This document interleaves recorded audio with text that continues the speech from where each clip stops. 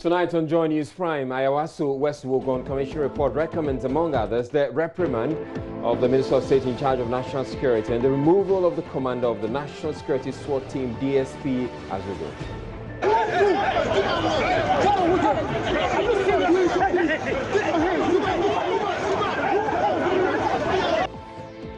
We'll share with you details of the Commission's findings and recommendations. In our citizen-driven conversation, Dear Nanado, we tell you the story of bonded graduates who are having to engage in menial jobs to get by after promises of being recruited into the public sector failed to materialize.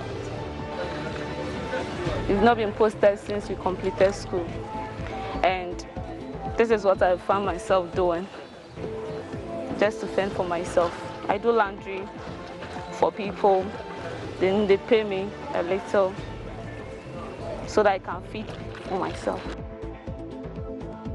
We'll bring you the full story in business.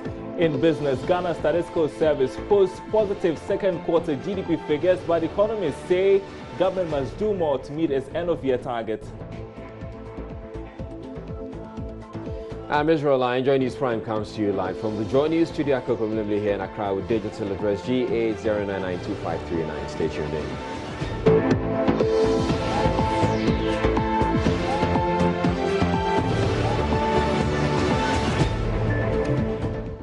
The Justice Emil Short Commission, which investigated the violence that marred the Ayawaso West Wuogon by-election in January this year, has, among others, recommended that the Minister of State in charge of National Security, Brian Champong, be reprimanded for ultimate responsibility. It also recommended that the commander of the National Security SWAT team, DSP Samuel Kojo Azugu, be removed and his team disbanded. His immediate boss, the Director of Operations of National Security, Colonel Puku, is also to be reprimanded. That by-election saw Lydia Hassan succeed the late Emmanuel Chairman Jakwas MP for the area, but also left in its wake the kind of electoral violence never captured on video here in Ghana. Government last Saturday announced the release of the report, and JoyNews has obtained a copy which we will share with you in a bit. First though, let's recap some of the violent scenes from that January by-election at Ayawaso West Wuogon. Multiple gunshots heard at the scene of an otherwise peaceful election. An MP was assaulted in the process.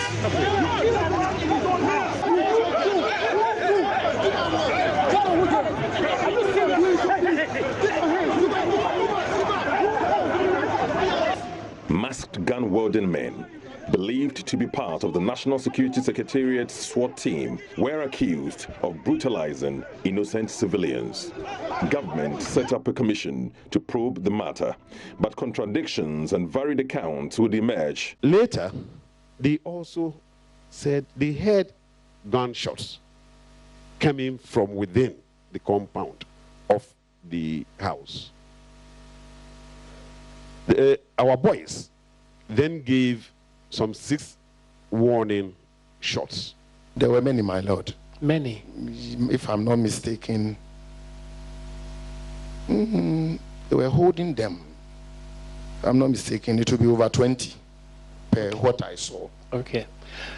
And were you able to find out the source of these empty shells? Who had, fired these gunshots?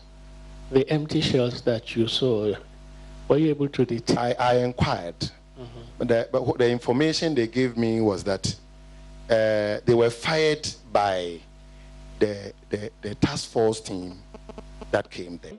I saw them point directly into the crowd, in the direction of the crowd, and fire. So they fired the warning shot. This made them to retreat and started to run helter-skelter.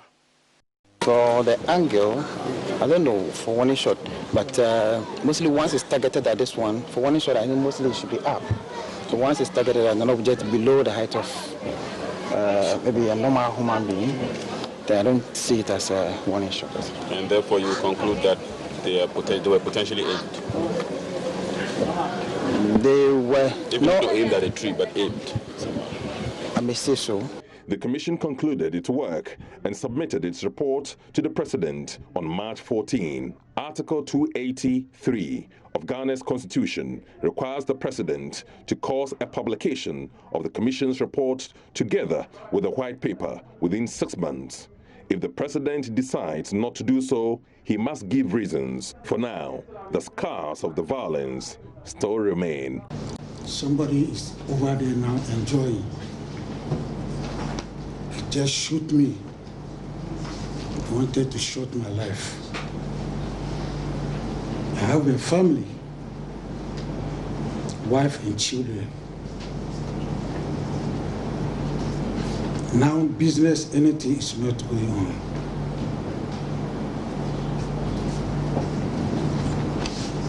How should I go to look my family now? Once this committee is for justice, please, I want justice must be.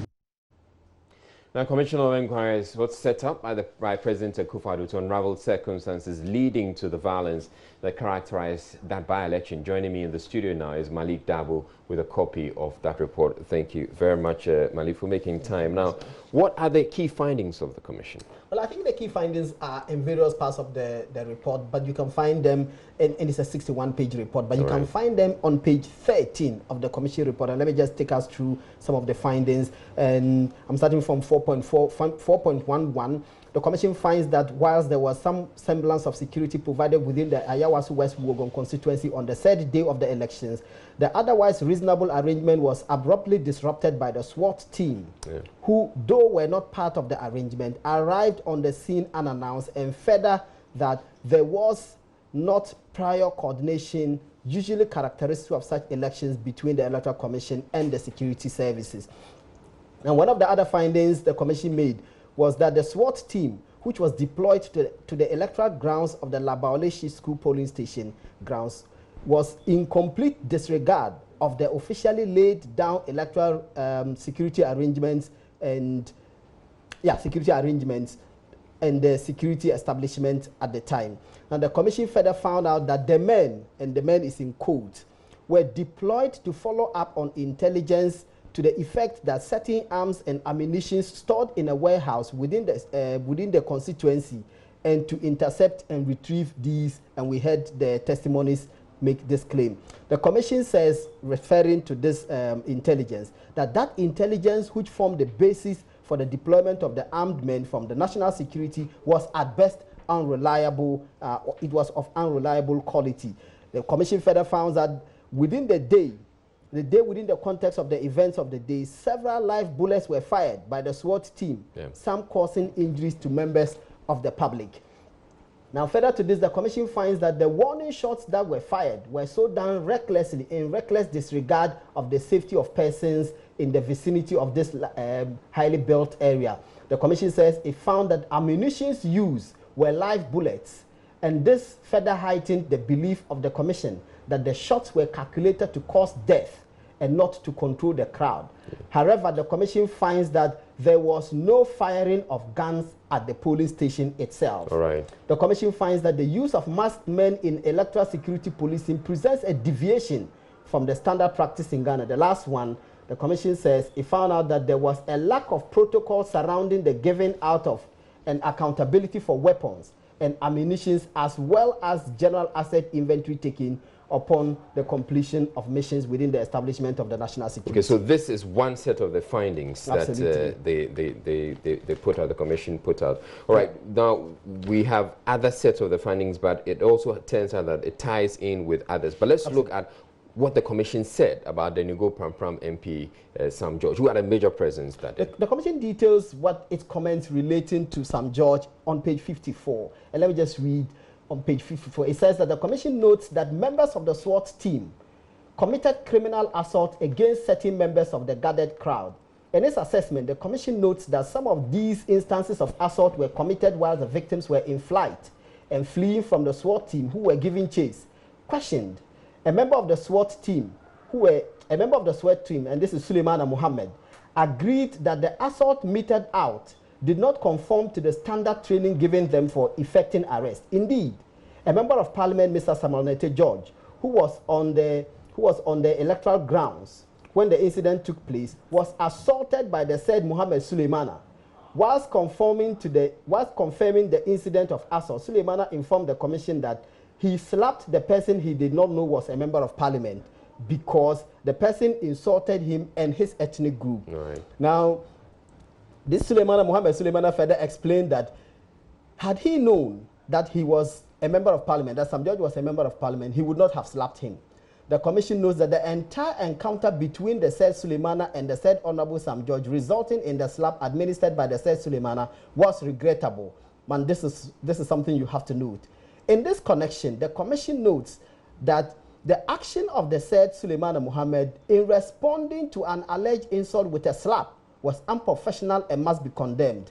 The commission further notes that the behavior of Mr. Sam George within the context of a highly charged environment was somewhat inappropriate and ill-advised and could even have endangered his own life. Okay, so let's move to the recommendations, some of the key recommendations that came up. We have one for the Minister of State in charge of National Security, Brian Champong, to be reprimanded. Does the report explain why and what form the reprimand should take? Well, the commission simply says that Brian Champong should be reprimanded for his ultimate responsibility as a minister in authorizing an operation of that character on a day of an election in a built-up area. Because we know that there were large numbers here, and then he authorized the operation that he himself said that this is what he did. He authorized it. The commission says he ought to have known, and therefore he should be reprimanded. What form the reprimand should take, the commission didn't say. Okay. So there's also the recommendation that the commander of the National Security SWAT team, DSP Samuel Kojo Azugu, be removed and his team disbanded. You tell us more about that. Yes, so it recommended his immediate removal, this DSP Samuel Kojo Azugu, from the command responsibilities at the Ministry of National Security, given his failure to appropriately command and control the SWAT team of which he had charge during the operation at Labaoleshi School Polling Station. It is recommended that he should be reassigned by the IGP, that's Inspector General of Police. Now, he's not the only one who's been sanctioned in this case. There's also his immediate boss, Colonel Opoku. Absolutely, and the commission says that it recommends a reprimand of Colonel Michael Opoku for being ultimately responsible for the outcome of the SWAT operations at the Labaoleshi School Polling Station. His liability is further reinforced by his failure to properly define the mission for which the SWAT team was sent and ensuring that the SWAT team complied with the defined mission. Further, he failed to conduct an internal inquiry into identifying the culprits of the offense when revelations became rife that there were operational lapses resulting in violation of human rights. All right, let's move to those who are supposed to be prosecuted as well. Yeah, so there are quite a number of people who are supposed to be prosecuted according to the commission, and one of them, so let me just go through this one. We can find this in page 19 of the assault. One of them is the Mohammed Suleimana guy. Mohammed Suleimana is the guy who beat up Sam George. There's another guy, Double. Double is also another person. Those are the two persons that the commission argues that these persons should be prosecuted. Okay, and there's also been this controversy over the description of persons who are recruited to engage in electoral or perpetrate electoral violence, and who the commission says can't be described as vigilantes. Absolutely. And so there was this back and forth about what they should be called. Does the report set along what they should be called? So the commission itself throughout its report repeatedly referred to these persons as militia. And if you go to page 51, it says party-associated militia. And then it put vigilante into bracket and actually quoted it. Now, the commission finds that the reality of militia groups, and it's using militia, not vigilante group, the reality of militia groups, either formed by political parties or otherwise affiliated to them, is beyond reasonable doubt. Evidence laid before the commission clearly showed that these groups are either actively supported and or funded by the parties themselves or by prominent individuals within the parties. At minimum, their existence is condoned by the two leading political parties of the NDC and MPP, for whom they perform vigilante, and they put vigilante services from time to time. All right. So the commission says these are militia groups. We know the following from this. We've had the promulgation of the Vigilante and Other Offences Act. All right. But then what next after all of this, now that the report has been released? So we are expecting the government to issue its white paper. We were told by Information Minister Kojo Nkrumah that the white paper, together with this report, had been submitted for gazetting. Yesterday, I had a call with the person who is in charge of the Ghana Publishing Corporation, whose duty it is to do these gazettings and the publications, after which these documents are made available. I spoke to David Asante yesterday. He indicated to me that the report was still with the Attorney General and they were doing final crossing of T's and dotting of I's to both the white paper and the report. Once those are done, they will issue them. So the white paper will come, and the white paper is expected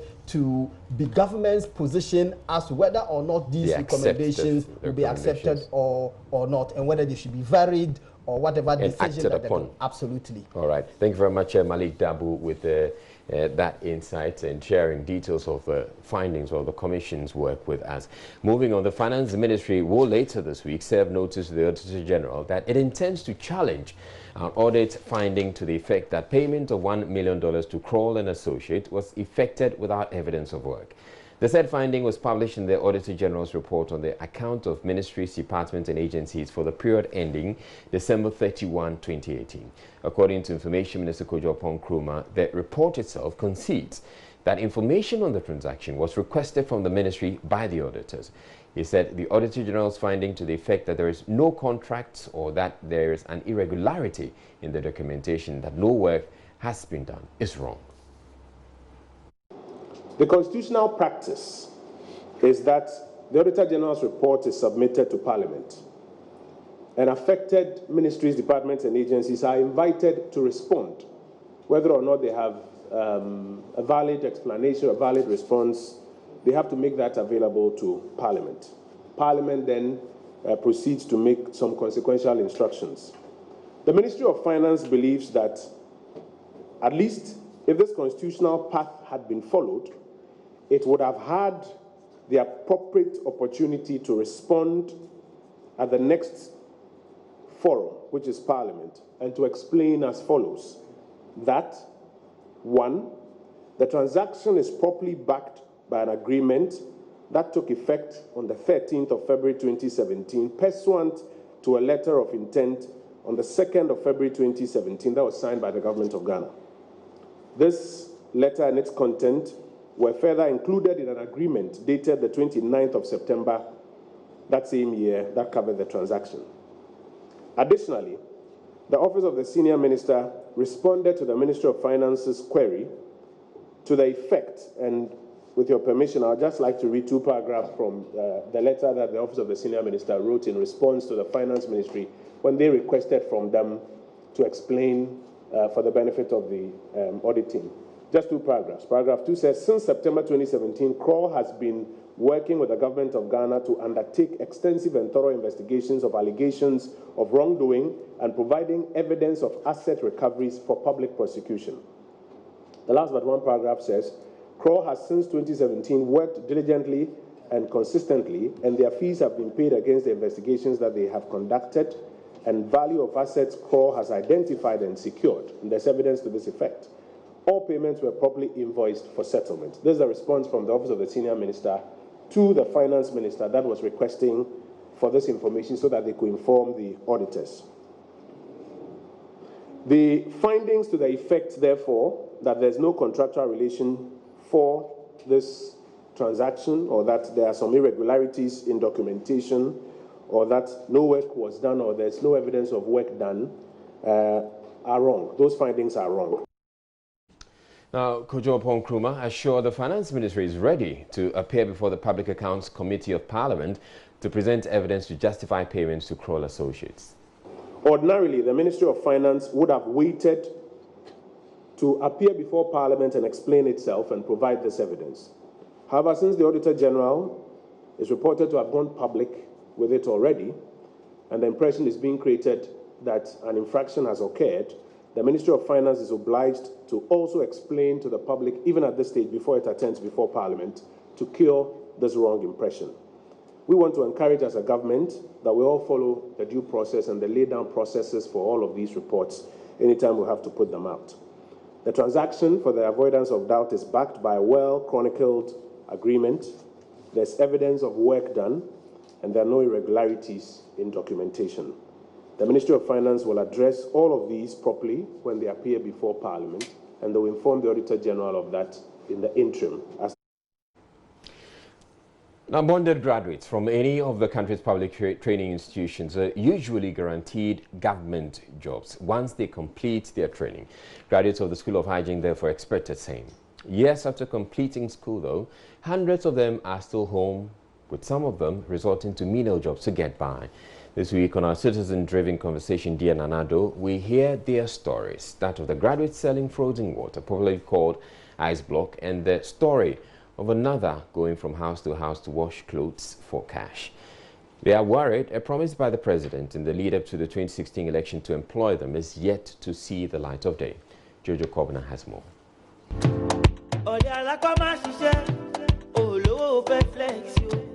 No food for lazy man. Double your work. Anything where you want to, you go get them if you want. If I were to ask each one of you in this chamber today to tell me what the #1 problem was in your constituency, I suspect there would be one uniform answer: jobs.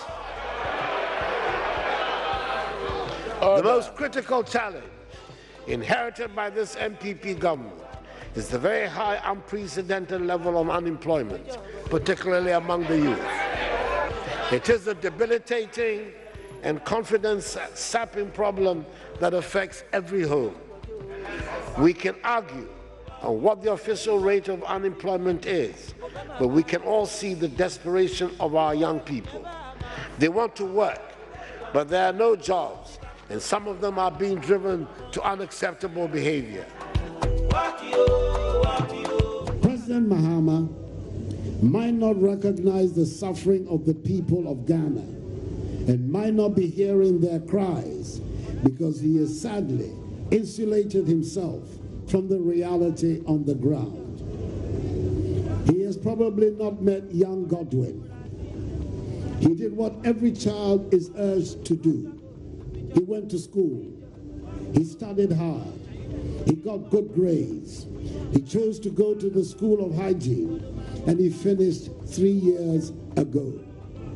He is still sitting at home. He hasn't got a job.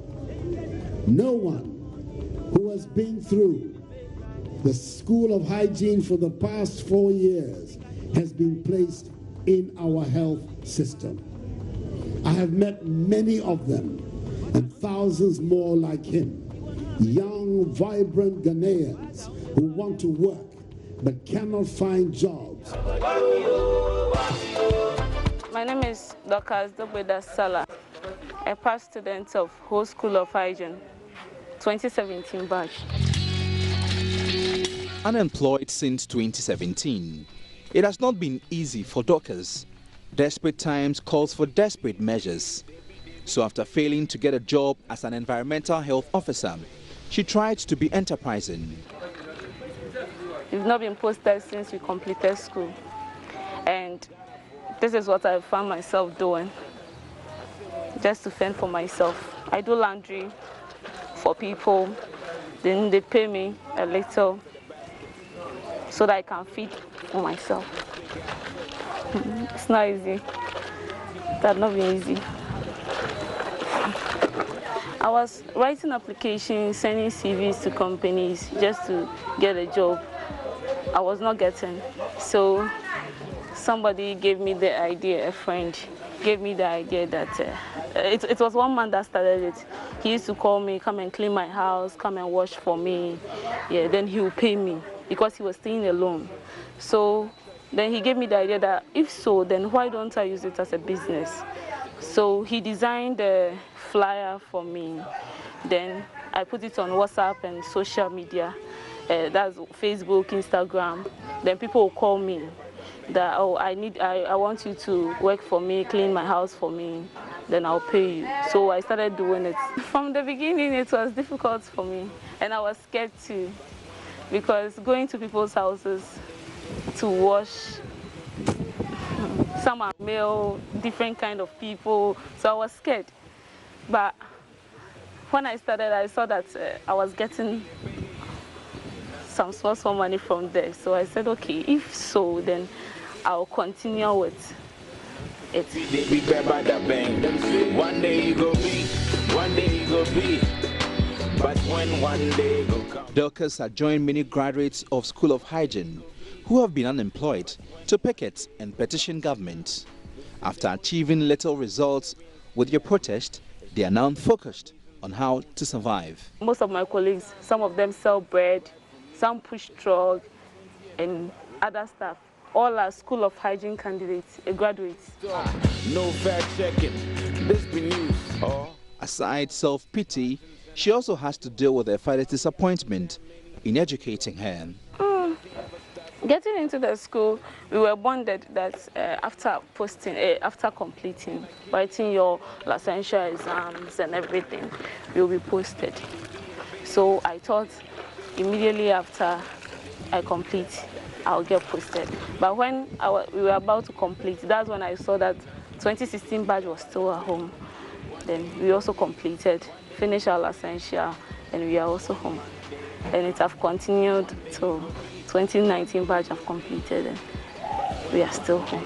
Sometimes it gets me thinking that it was a worse decision for me to go to school, or a bad decision for me to go to school. Because upon all the fees that have been paid, that it was my father's thinking that immediately I complete, I'll get my posting, then I will support my kids' sisters. But now I completed and I'm home. He felt bad. He felt bad, and he was talking that why should you take me to school and I'll come out doing this.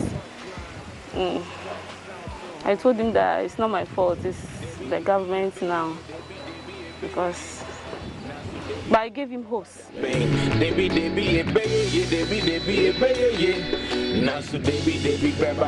So as she moves from one house to another in search of dirty laundry, she's still hopeful of government placement of a job as an environmental health officer.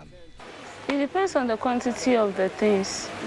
But sometimes 10 cedis, 20 cedis, 25. Yeah. If it goes higher, that means the person wants you to clean the whole house, like scrubbing, cleaning the windows, everywhere, mopping. Then they'll give you 50 or 60.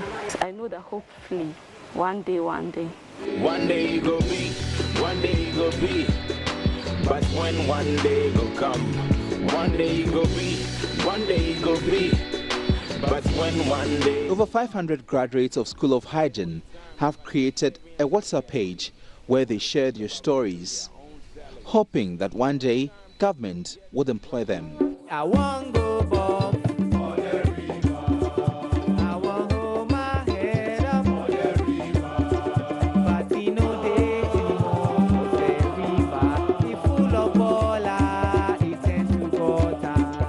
Mr. President, I'll be very much happy if you can focus a little bit on sanitation issues. I mean, those graduates from School of Hygiene. All the places that I go, especially in this Ashama, is a filthy area, slum area. They need more education about sanitation. Because at times you see people, the way they do their things as if they have a little knowledge on, no knowledge about whatever they are doing concerning sanitation. So I'll be very happy if you can employ us into the system, so that we can go around, educate the people about sanitation, especially segregation of waste, liquid, solid, semi-liquid, not all in one place. It can help prevent flooding also, and choke gutters. My name is Samson Agbanyo. I'm a graduate of School of Hygiene. I completed 2017. Samson is passionate about sanitation. He has bought into the president's vision to make Accra the cleanest city in Africa. He dreams of a Ghana where people would be conscious of good sanitation practices. Lately, he's preoccupied with putting food on his table. He migrated from Ho to Ashaiman and sells ice blocks during the day Then at night, he packs biscuit for a living at a factory in Tema. Since then, we're not employed and I'm still in the house, helping my wife to sell ice block. I'm also working as a factory hand. That 5 days, you may be earning like 120 or even less. Not getting his dream job depresses him. Very bad. At times, frustrated. So at times, I even think, let me just don't think about it. But if I'm thinking about that, I don't even feel for. I lost my appetite. Seriously. With all the negative feelings deeply gnawing at his soul, he is still hopeful of better days. I've been fasting. As at this time that I've not gotten, my name is not there, was not there. I've not gotten the letter. I still have the hope that one day, so far as I have life, I'll still grab the posting or the letter one day. But when will that day come? Dorcas and Samson are pleading government to fulfill promises of employing graduates of the School of Hygiene. But when one day will come, The head of local government service, Dr. Nana Ato Arthur, says in 2017, 70 graduates of the School of Hygiene were employed. In 2019, 195 were employed, bringing it to a total of 265. Those who came through interview and passed, we recruited them. This year again, about 200 recruited. And we are still, in conversation with the Minister for Finance, if we could get some more additions as far as the clearance is concerned, so that we'll be able to recruit some more. But we need them. We get potential in tennis. We need to work harder. We would ask them to exercise restraint. We are still in conversation with the Ministry of Finance, so that this year, November, December, God willing, if we are able to secure another clearance for 2020 recruitment, they will make sure they have a chunk from the various schools of hygiene, so that will beef up our environmental class, mental health class, and then get more of them in our MMDAs. Meanwhile, the leadership of the graduates of School of Hygiene maintain they have almost 1,000 graduates still begging for job placement.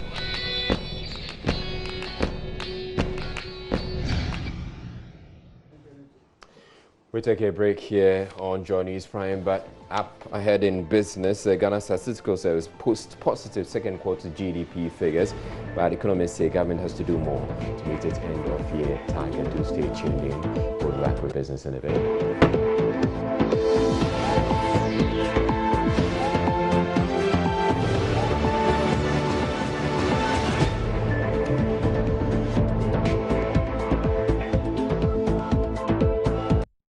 After 2 years of fighting illegal mining in the bush, forest and many other places, Operation Vanguard Commander Colonel William Ni Norte says it is time to take the fight to persons he describes as big players who are the financiers of the illegal practice.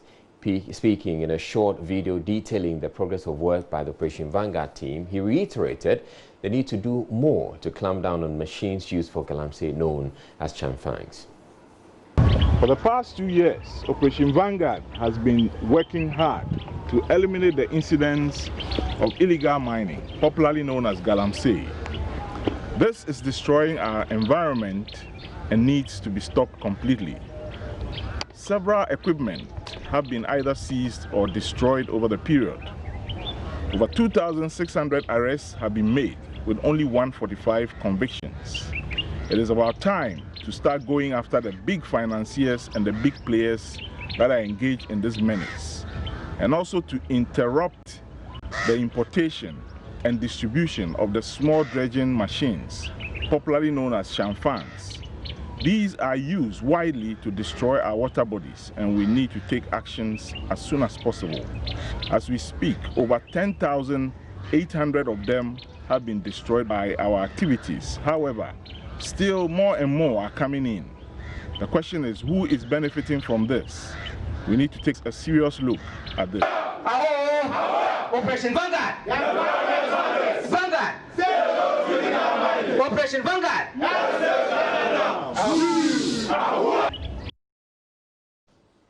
The Minister of Lands and Natural Resources, Kweku Asomah, addressing the media some weeks ago, stated the country has achieved 85% success rate in the fight against galamsey. Status of the galamsey as to whether we have been successful or otherwise, total eradication or not. The answer is that we have achieved about 85% success. There are a handful of people around who are still bent on doing galamsey. And such difficult persons, such adamant ones, are the ones that the law now caters for in terms of punishment regime. If we are totally successful, there wouldn't have been the need to amend the laws at all.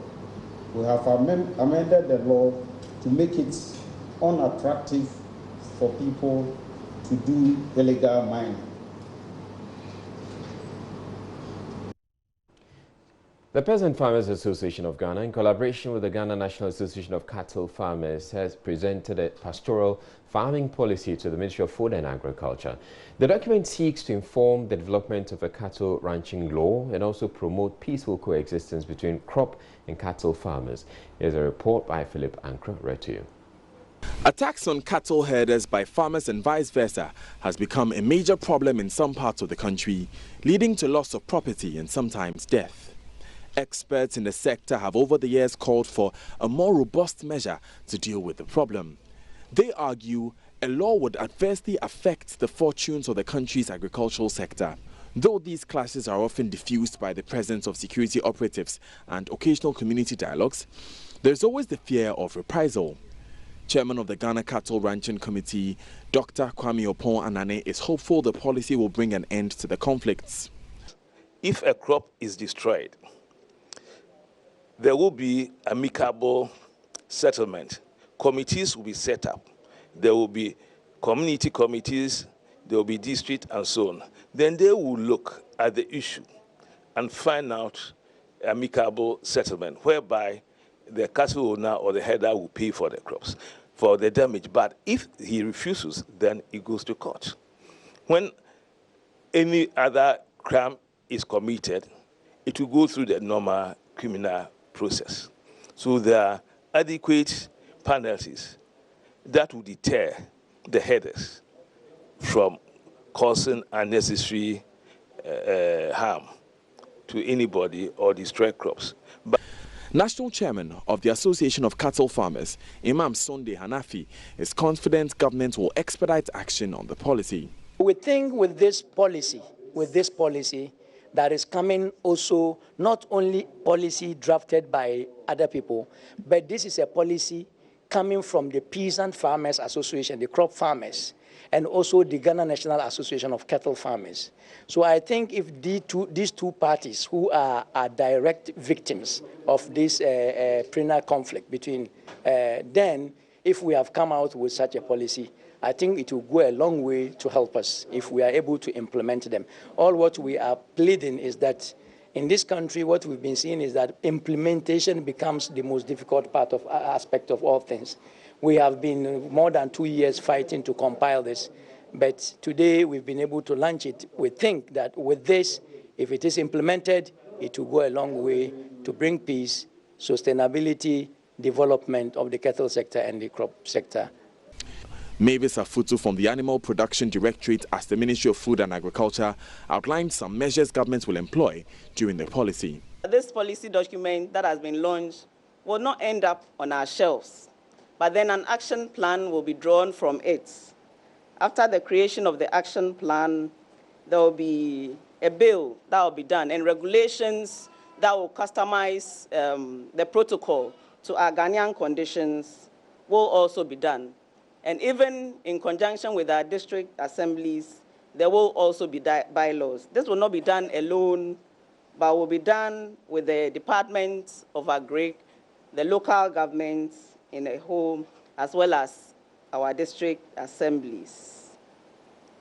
There will also be awareness creation, because if this policy exists and the various stakeholders are not aware of the various strategies inside, implementation will not be done.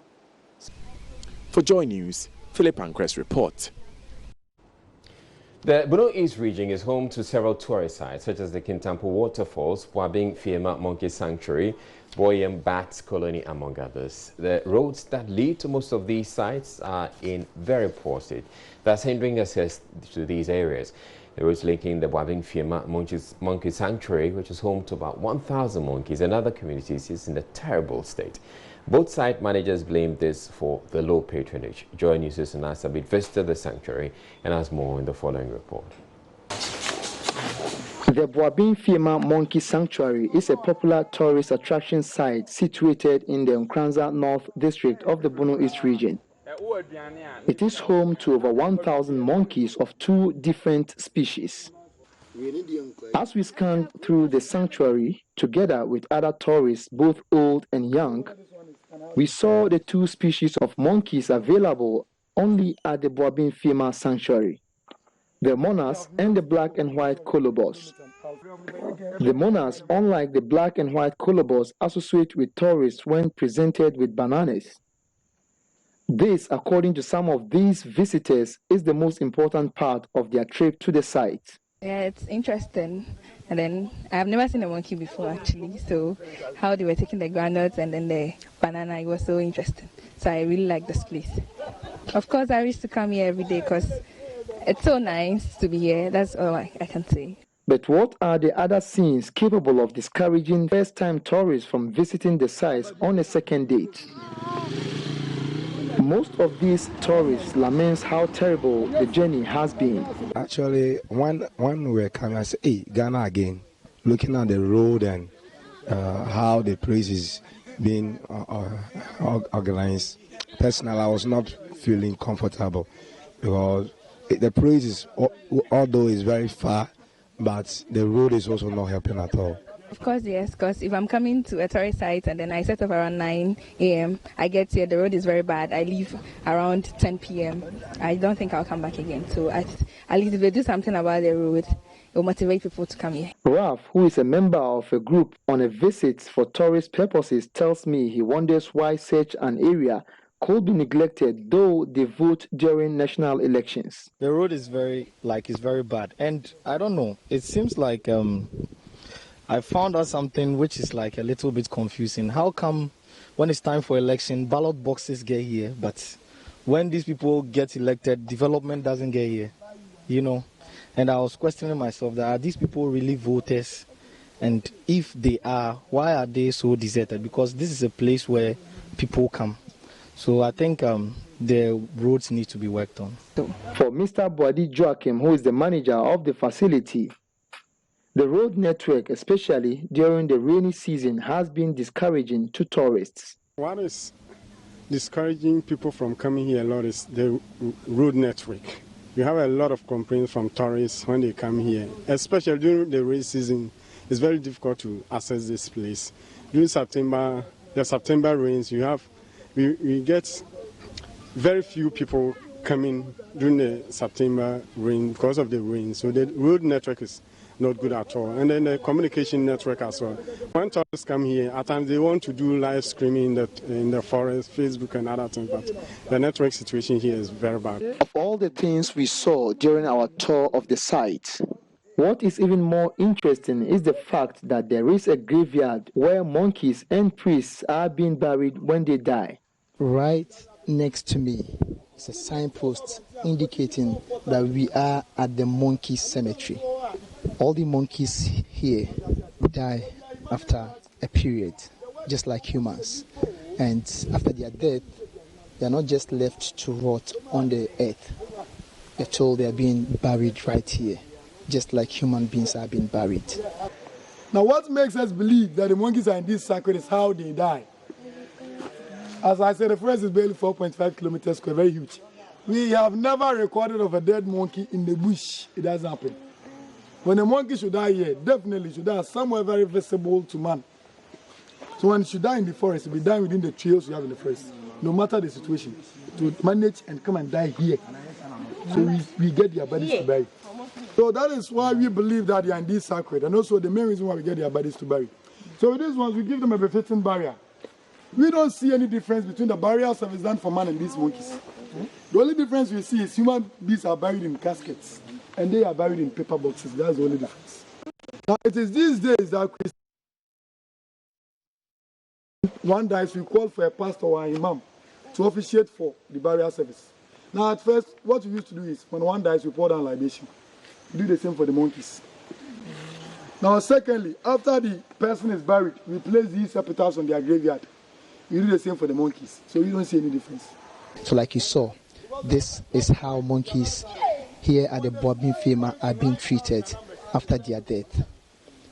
From the Boabin Fema Monkey Sanctuary, I am Anna Sabit for JoyNews. We're barely 2 days away from the much anticipated JoyNews Habitat Fair, which brings together an array of experts to help ease the stress that comes with obtaining a home. Whether you're looking for a house or land to purchase, property to rent, home improvement, ideas, fittings, furniture, or simply a housing connoisseur, then make a date to be with us from the 20th to 22nd of September at the Accra International Conference Center. As part of our build-up to the main event, Komla Dome takes a look at how to deal with corrosive walls. Born at Labadi, close to the sea here in Accra, growing up exposed us to a lot of dampness on our walls in many of the homes and offices that were close to the sea. But little did we know that the molding on these walls had the potential of causing fungal and bacterial infections to the individuals who lived in such premises. Today, there is a smart solution to dealing with dampness and molding, and Imperial Oasis Realty and Construction has a smart solution for us. Let's go in and find out how to deal with moldness and dampness in our walls, a part of our build-up to the 2019 JoyNews Habitat Fair.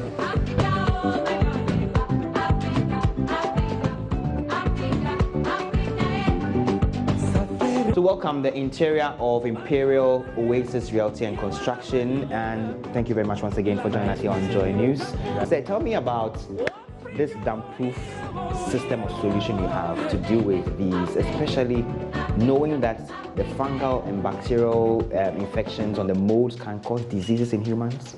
Exactly. So we've actually come up with chemically engineered paint, which is also a textured paint, to take care of dampness. There are infections that are caused by fungal and bacterial that feed on these walls.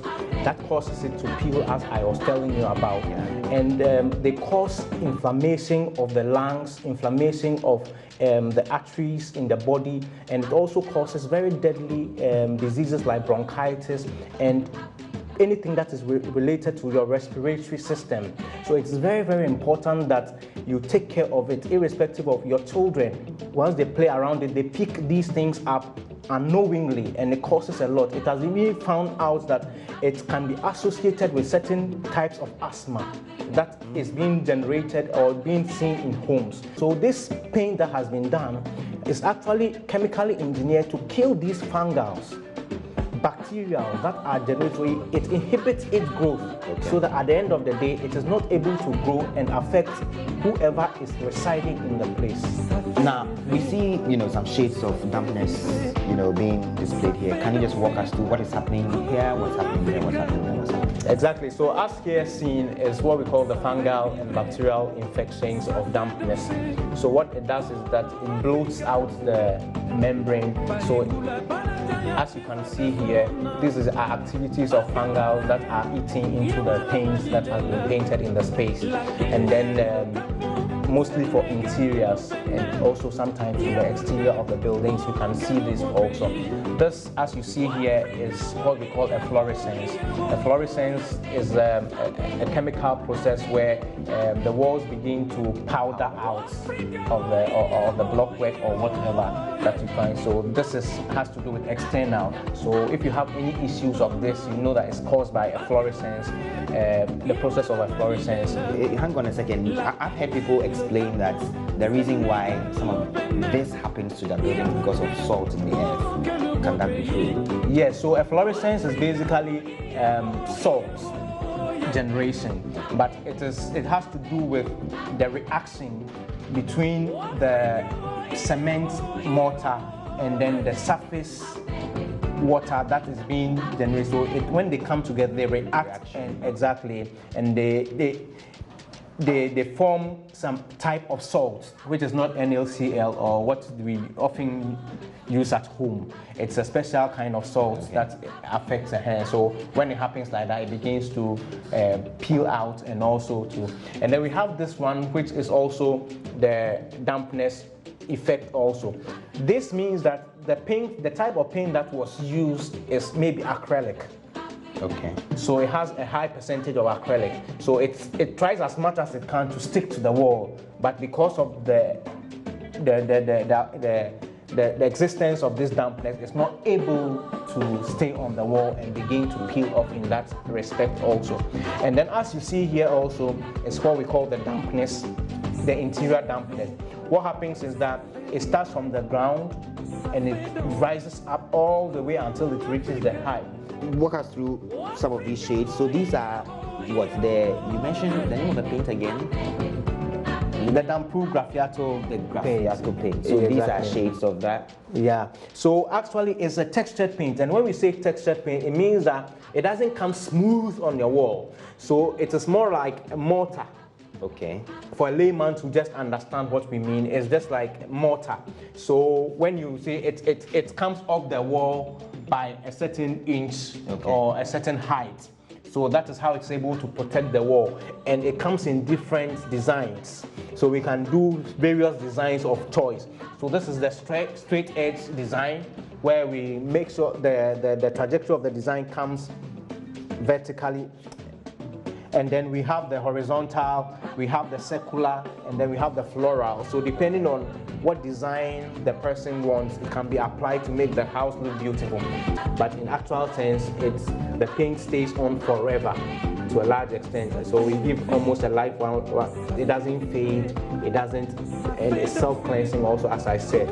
So at the end of the day, it helps you save costs that you would have to use in painting every 1 year or every 2 years or every 3 years, as is of many buildings and many situations. For more on this, you do have to be at the Habitat Fair on the 20th to 22nd of September. It starts at 8 a.m. to 8 p.m. all days, 3 days through, and you would have more on how to deal with dampness in your homes, how to deal with molding, etc. We've been speaking to Chief Executive Officer of Imperial Oasis Realty and Construction, Dr. Elon Boy. Thank you very much for having us. That is your life. Thank you very much for watching. You have a good night.